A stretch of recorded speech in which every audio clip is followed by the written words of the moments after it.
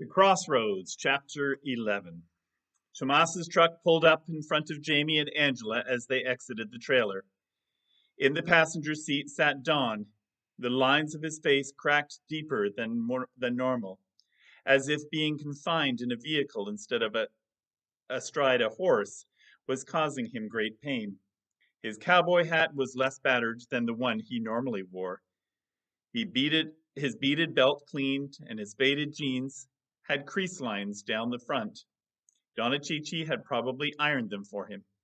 Jamie never saw a man look so out of place in a vehicle when he should be on a horse.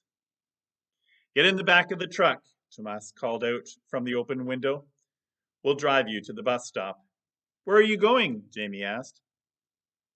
"Don't ask," Don muttered. Tomas sighed, as if the two had already been through this a million times. "Mr. George wants us to take a look at a new bull calf on another ranch. We need to get some new blood in the herd, and this calf is supposed to be top of the line." Don spat out the window. "Manuel Vegas wouldn't know the quality bull calf if it gored him in the gut. Mr. George said its sire is a champion," Tomas said for Jamie and Angela's benefit. "A good dad don't make a good son," Don went on. "Then you can tell that to Mr. George after we checked him out." Tomas sounded like he was trying to be patient. "Waste of my time," the old rancher mumbled. "So stay. I'll send Mr. George photos along with what I think. I know what he's looking for." Don muttered some choice words but didn't get out of the truck. When it came to the cattle and horses, nothing happened without Don's approval. Mr. George might say they needed a new bull calf, but Jamie knew it would be up to the foreman to decide which bull calf they bought. Jamie and Angela hopped into the back. Apparently, it was illegal to ride in the back of a truck on a public road here in North America. But since the dirt road belonged to Mr. George until the highway, there was no one to get them in trouble. It was like being on top of a train in Mexico without the fear. And within a minute, Angela banged on the truck for Tomas to stop and climbed into the cab, claiming something about the wind messing up her hair. Girls. At the end of the drive, Jamie got out of the back with his bag.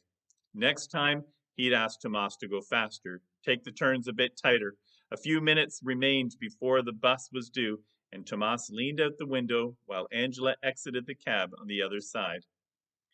"We might not be back when you get home from school, so make sure to let Vita out of the house right away," Tomas said. "There's sandwich makings and some cans of beans if you're hungry. But we'll be home for dinner time for sure." "Is he going to be okay?" Jamie whispered, nodding toward Don, who sat as straight as he would in a saddle, except his arms were crossed and he continued muttering the words under his breath. Tomas leaned further out the window to whisper in Jamie's ear. "Truth is, he's scared of driving." "I'm not scared of driving," Don grumbled, though that did nothing to convince them it wasn't true. "I just think horses get the job done better." Tomas retreated back into the cab. "How did you even hear that? I thought you were getting old," he teased. But the ancient rancher didn't even crack a smile. "Wait just a second," Jamie said. The bus wasn't visible yet. He opened his sketchbook, grabbed a pencil, and quickly drew some rough lines on the page. He gave the completed image a good look, checked for the bus, and added a few more details before carefully tearing it out of the rings. It was far from his best, but it was still recognizable. Jamie walked to the other side of the truck and handed the sketch to Don. The old man's grumpy face relaxed as he finally broke into his first smile of the day. In his weathered hands, Don held a picture of himself sitting astride his horse, gelding. He folded the top edge into an airbag groove so that the drawing remained visible, and in place in front of him.